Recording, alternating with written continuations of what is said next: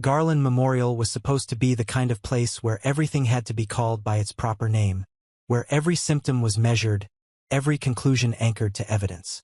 And yet that morning, in a corridor washed in bright light and the familiar sting of disinfectant, the truth was dragged into the open in the dirtiest way possible.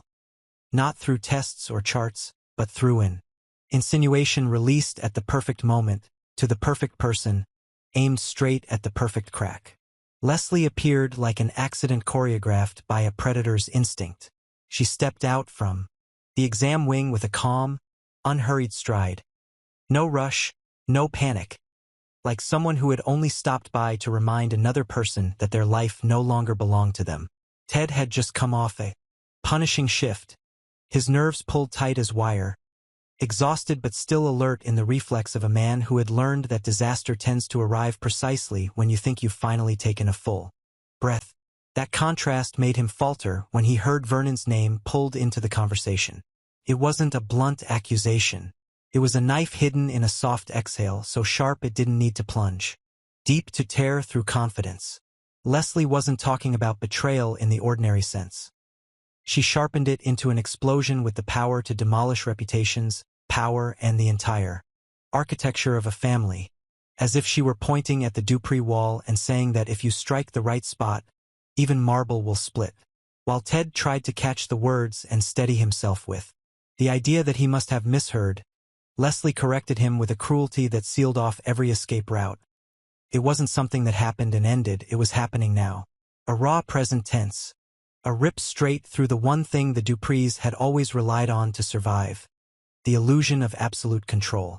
Ted's heart dropped not because he believed her instantly, but because his mind ignited a chain of terrifying possibilities. If it was true, it wouldn't only destroy Anita. It would tear apart the operating principle of Fairmont Crest itself, a place where people wrapped guilt in honor and used ceremony to disguise rot. Worse, Ted understood the ripple effect of a secret once it lands in the wrong ear. It never stops with the guilty. It spills outward, infects everyone. Nearby, turns innocence into collateral and the curious into executioners.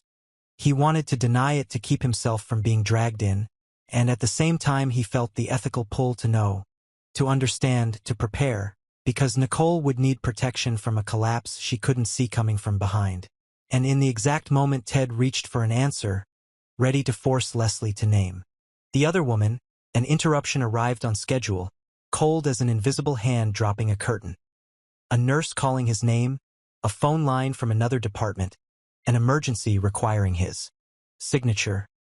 Anything at all, that could suspend the truth in midair, not yet falling but already burning the air with its scorched smell.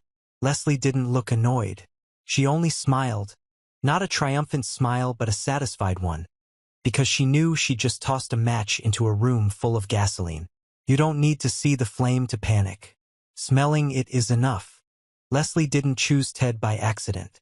In a town where power passed through bloodlines and party invitations, Ted stood at the margins while still touching the core. He had once been Vernon's son-in-law, had entered the Dupree house as family, had believed in their ideals, then had walked away with wounds only an insider could recognize. The chill of correct principles and the way they could erase a mistake from reality with nothing but silence. Ted belonged to logic, evidence, order, yet that was exactly why he could be yanked by incomplete fragments. Leslie didn't need a flawless picture. She only had to throw him a jagged shard sharp enough to draw blood, incomplete enough that his mind would fill in the rest in the worst possible way. In that instant she understood Ted, better than Ted understood himself. He hated ambiguity, hated half-sentences, and hated most of all the feeling of his moral reflex being turned into a hook. If he believed there was a real secret, he would chase the rest on his own. And once he chased it, he would drag Nicole with him. Drag old memories, drag a marriage that was dead but still unburied. Leslie wanted exactly that, because a family like the Duprees only truly collapses when the people who once loved them begin to doubt them. The ugliest thing about Leslie was how she could turn truth into raw material. Instead of a destination, she didn't deliver a final verdict. She asked the right questions in the right places until someone else's anger did the growing for her. She planted an idea in Ted like slow poison. If Vernon dared to betray Anita, then Anita had been stabbed in the back inside her own home. If Anita could be fooled, then her power was no longer absolute. If power was no longer absolute, then the Duprees were not untouchable. That idea didn't just shock Ted, it enraged him in the most corrosive way. The rage of a man who once believed in a moral standard and is now forced to watch it operate like theater. In the short minutes after the encounter, Ted began to see the hospital differently. Whispers that used to be harmless hallway talk became termites gnawing at honor. Privacy that once felt respectful began to resemble concealment. Politeness started to stink of complicity. And Leslie knew that once Ted looked through the lens of suspicion, he would generate a storm even if he never meant to. Then Leslie drove the blade deeper with the one thing human beings resist the least: sound. She didn't hand Ted a long story. She handed him a short, fractured recording, just enough to ice his bloodstream. Sharon's voice caught, as if she were swallowing something she couldn't possibly say aloud. Vernon's voice was low and urgent, as if pleading or warning, and the crucial line was cut at the exact moment it would have given shape to reality, forcing the listener to fill the void with their own darkness. That was the filthiest art of all. You don't have to lie completely, just cut at the right point so the truth warps. Leslie adjusted tempo, length, silence, turning it into proof of something unfolding behind a closed door. Ted listened and felt his hands go cold, because he could hear his own brain doing exactly what Leslie wanted. Inventing, condemning, writing a script. He hated himself for it and hated more that he couldn't stop. Every second of missing audio was a reminder that the Duprees might be burying something larger than an affair. And the cruel irony was that the recording's original truth wasn't about romance at all. It was about June, about an old secret buried so deep even Vernon had started to believe it was dead. But for Leslie, right and wrong were never the point. She needed impact. She needed Ted activated, furious and curious at once, torn between protecting Nicole and punishing Vernon. That tension was the lever that would make him move in the wrong direction. From the moment the recording sat in Ted's palm, he was no longer a doctor fresh off a shift. He was a link in a chain. He walked past the staff lounge feeling as if every glance was a spotlight. Even though no one truly knew anything yet, tension made him irritable, made him react too sharply to minor frictions. He began cutting off colleagues' questions with an unnatural chill, and that unnaturalness became its own fuel. In a hospital, people don't need to know the secret. Knowing someone is holding a secret is enough. Leslie understood that mechanism the way she understood blood moving through a vein. She wasn't the one who had to smear anyone directly. She only had to create a situation where other people did the rest. A look Ted gave when Nicole entered an admin hallway. A clenched jaw when Vernon's name came up in a board discussion. A clipped reply to a nurse he used to trust. Each detail could become a seed.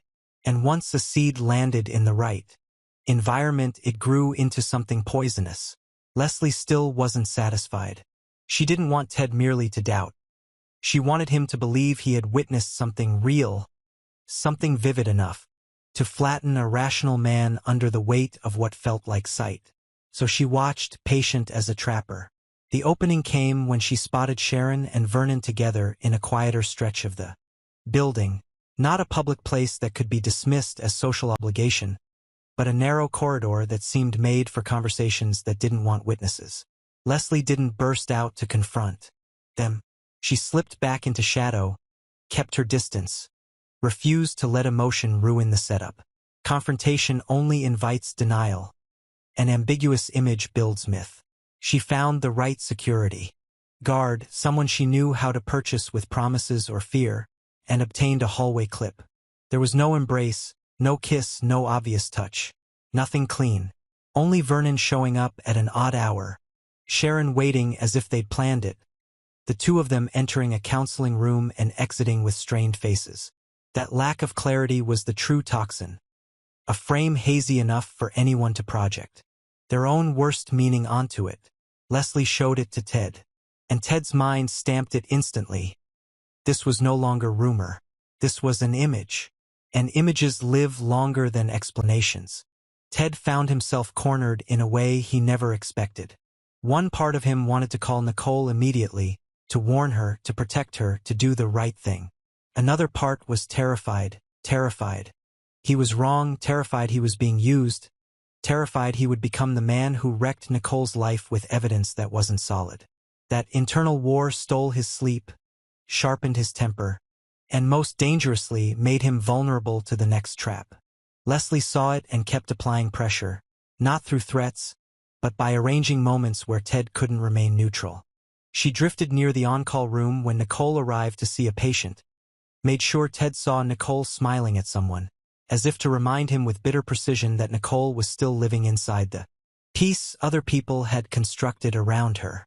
Ted's anger didn't stay aimed only at Vernon.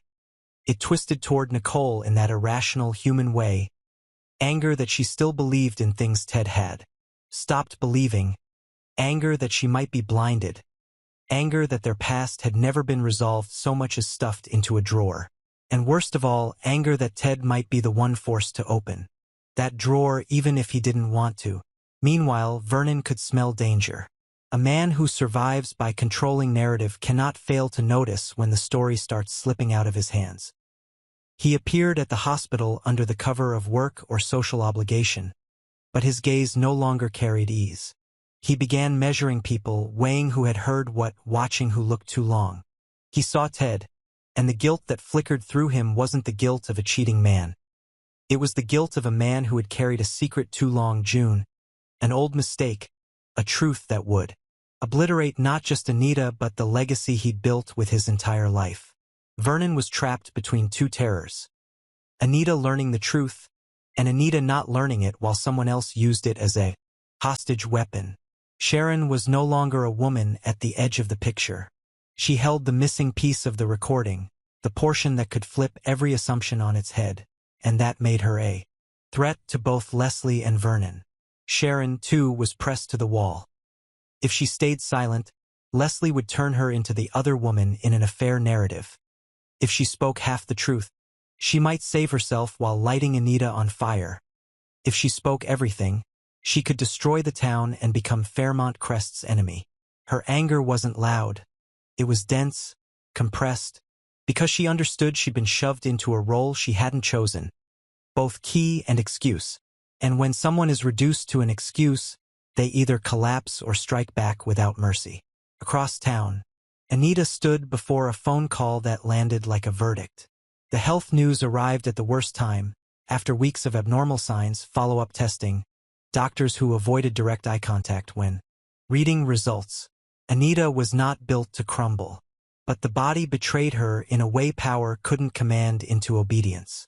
And at the exact same time, the shadow of scandal began to circle Vernon. What enraged Anita wasn't only the possibility of betrayal. It was the possibility of betrayal arriving precisely when she was weakest. In Anita's mind, rage instantly turned into strategy. If someone wanted to take her down, they would pick this moment. If someone wanted to topple the Duprees, they would hit Vernon and reframe her as a pitiful victim so her authority could be stripped away. Anita had always despised being cast as a victim in anyone else's story. So instead of collapsing into pain, she began to suspect. Suspect Vernon. Suspect Sharon. Suspect even the people closest to her. Suspect the hospital itself, where rumor ran faster than truth. Leslie savored the disorder with something like methodical cruelty. Her motive wasn't only the thrill of chaos. She wanted leverage, position, the kind of access the Duprees would never have granted her willingly. She understood that the only way to make a family like that bend was to make them afraid of humiliation, afraid of the thing they'd buried deepest. And Leslie was building a lattice, the clipped recording to ignite Ted, the ambiguous footage to ignite the town, and a living witness named June to ignite both Vernon and Sharon. She pressed the links closer and closer until one touch would trigger a chain reaction. The harder Ted fought to keep his hands clean, the more stained he became. He tried to avoid Leslie, yet couldn't stop replaying the evidence. He tried to stay composed around Nicole, yet leaked tension through every crack. Nicole, with the instincts of a woman, raised among family secrets, began to sense something wrong, and that sensation fueled a familiar kind of fury. Fury that Ted could look at her and say nothing, fury that he might know something and refuse to share it, fury that she was being denied the right to decide her own life again. That anger pushed Nicole toward mistakes, confronting Vernon directly and stepping straight into his weakest spot, or turning to Sharon for answers and accidentally opening the door wide enough for the truth to flood through. Vernon found himself pinned between 3 women and one secret named June. Leslie was the spark. Sharon held the missing piece. Anita possessed power that was now thinning under illness. And June was a living bomb approaching the light. Every choice Vernon considered was a knife aimed at his own legacy. If he negotiated with Leslie, he handed power to someone he despised. If he begged Sharon, he made himself hostage to a woman who could love and hate him in the same breath.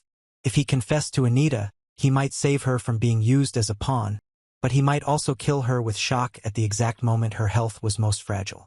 These weren't moral decisions anymore. They were selections among catastrophes.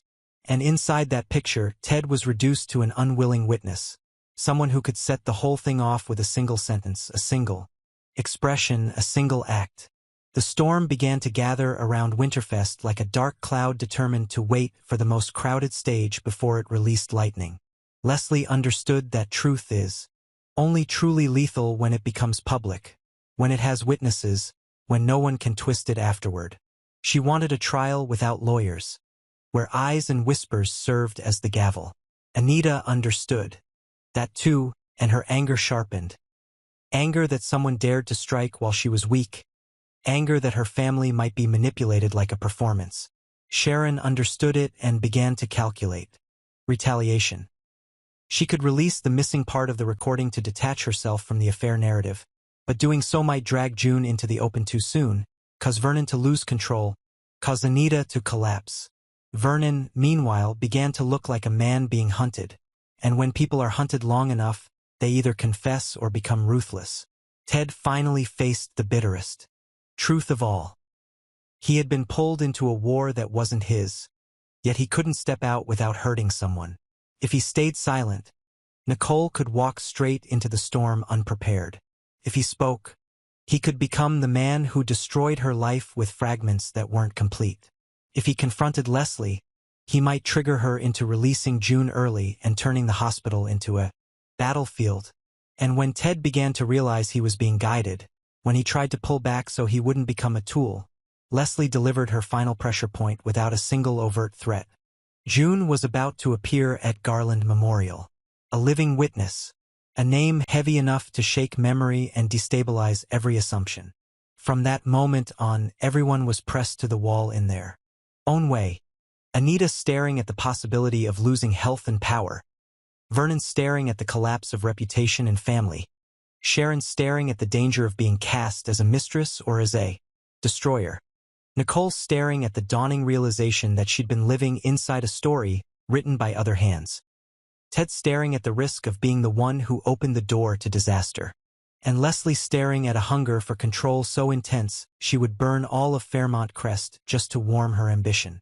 And when all those angers, fears, and selfish motives collided in the same space, the question was no longer whether the truth would surface, but this, when it did, who would be the first to choose the most ruthless way to survive.